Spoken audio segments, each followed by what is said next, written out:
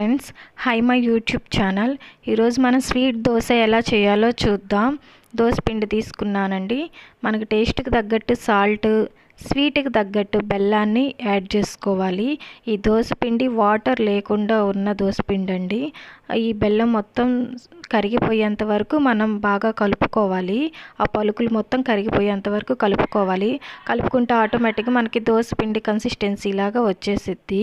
ఇప్పుడైతే మనం ఒక పెనాన్ని పెట్టేసుకొని అది వేడి చేసుకోవాలి. వేడి చేసుకొని హెల్తీ కోసం మనం నెయ్యి ఇక్కడ యాడ్ చేస్తామండి. ఒక 2 స్పూన్స్ నేను నెయ్యి అయితే యాడ్ చేశాను. నెయ్యి మొత్తం కరిగిపోవాలి. కరిగిపోయాక ఇప్పుడు మనం ఆ దోశ పిండిని దోశలాగా వేసుకోవాలి. ఇలా వేసుకోవచ్చు, లేకపోతే మనం పల్చగా కూడా దోశ వేసుకోవచ్చండి. ఇక్కడైతే గట్టిగా కొంచెం లావుగా మందంగా వేస్తున్నా.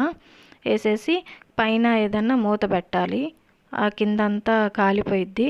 ఆల్రెడీ నెయ్యి వేసాం కాబట్టి మళ్ళీ మనం పైన వేయనక్కర్లేదు. దాన్ని మళ్ళీ ఇంకొక సైడ్ కూడా కాల్చుకోవాలి.